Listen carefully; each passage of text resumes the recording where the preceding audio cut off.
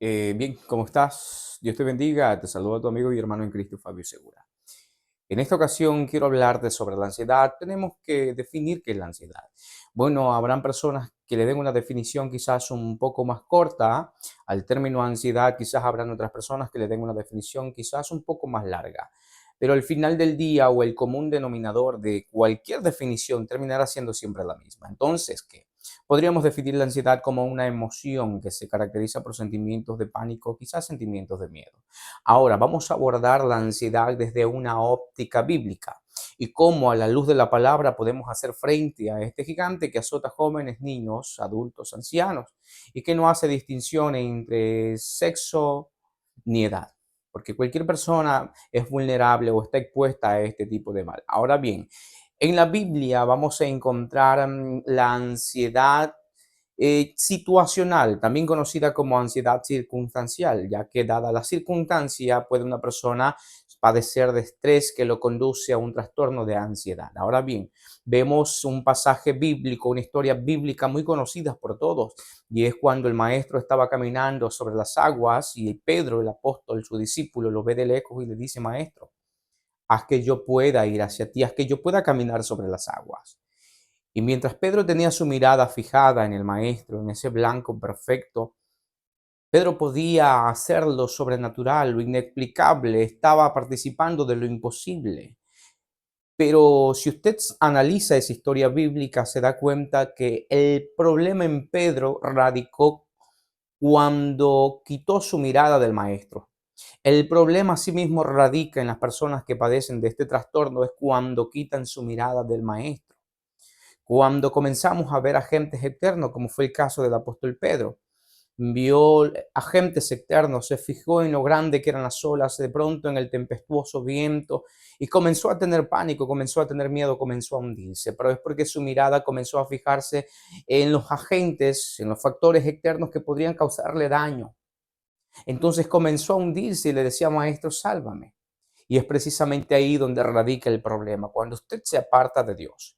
Cuando su mirada deja de ver al blanco, entonces usted va a caer, va a tropezar, vas a llenarte de pánico, de miedo y comenzarás a sufrir muchas cosas en tu vida. Existe también otra historia bastante bonita que habla o ilustra de manera casi perfecta también el tema de la ansiedad situacional, y es que en esta historia vemos a tres actores principales. Vemos al maestro, vemos a una María postrada a los pies de Cristo, quizás llena de un corazón de bondad, quizás enamorada y endulzándose en las palabras de su maestro, pero también vemos a una Marta turbada y afanada, quizás con las cosas de la casa, quizás por atender las visitas, y estaba afanada y turbada porque las cosas salieran bien. Y aunque la Biblia no menciona cómo estaban saliendo las cosas, muy probablemente las cosas no estaban saliendo como ella lo habría querido.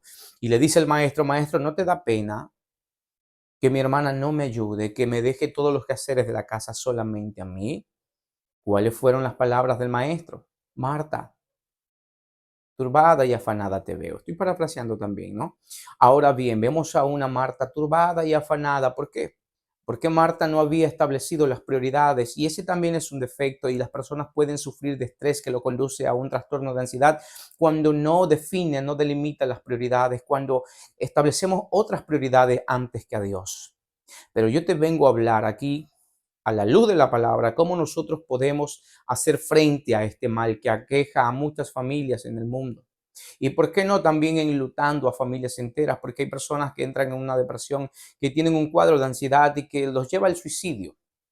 Entonces, ten en consideración estos aspectos. Primero, antes de darte estos tres puntos, tenemos que mencionar un texto bíblico que nos habla de manera clara, de manera muy hermosa sobre la ansiedad, y dice, depositando vuestra ansiedad sobre Él, porque Él tiene cuidado de vosotros. Ahora bien, el hecho de depositar, el hecho de transferir, de entregar, denota una acción de fe. Usted no le da algo a alguien, no le entrega algo a alguien, a menos que usted sepa que esa persona va a ser lo encomendado. Entonces, en el momento en que usted deposita sus cargas, su ansiedad en el Maestro, en nuestro Dios, usted va a sentir un aliciente, un alivio en su corazón. Entonces, dicho esto, Vamos a establecer los 3 puntos. El primero es la comunicación con Dios mediante la oración. Cuando usted entra a su aposento, cuando usted comienza a desarrollar el hábito de la oración, usted va a comenzar a sentir un cambio en su vida. Vas a comenzar a sentir un aliciente, algo que te transforma, una paz que es difícil de explicar, es una paz sobrenatural, es una paz que sobrepasa todo entendimiento, va más allá de la lógica humana. Segundo, la comunicación con Dios mediante la meditación de la palabra de Dios. Hay personas que tienen muchas preguntas a lo largo de su vida y jamás han encontrado respuesta. Y las personas que sufren de ansiedad, de trastornos de ansiedad, pueden encontrar en la palabra de Dios las respuestas que andaban buscando y pueden acogerse y aferrarse a las promesas descritas en la Biblia. Cuando usted comienza a meditar en las escrituras, en la palabra de Dios, usted va a comenzar a sentir un cambio en su vida. Y tercero, confía en la voluntad de Dios. Confía en esos planes de Dios. Y deja que Dios haga lo que tenga que hacer en tu vida. Dios nunca llega tarde. Dios siempre llega a tiempo. Dios permanece fiel. Quizás hay muchos temas que abordar sobre la ansiedad, pero por el momento me voy a quedar aquí con este tema, pero no me voy a ir de este video, no voy a pausar, no voy a terminar este video sin antes hacerte énfasis en los 3 puntos que hablamos. Primero, la oración. Segundo, la meditación de la palabra. Y tercero, confía en el plan de Dios. Que Dios te bendiga.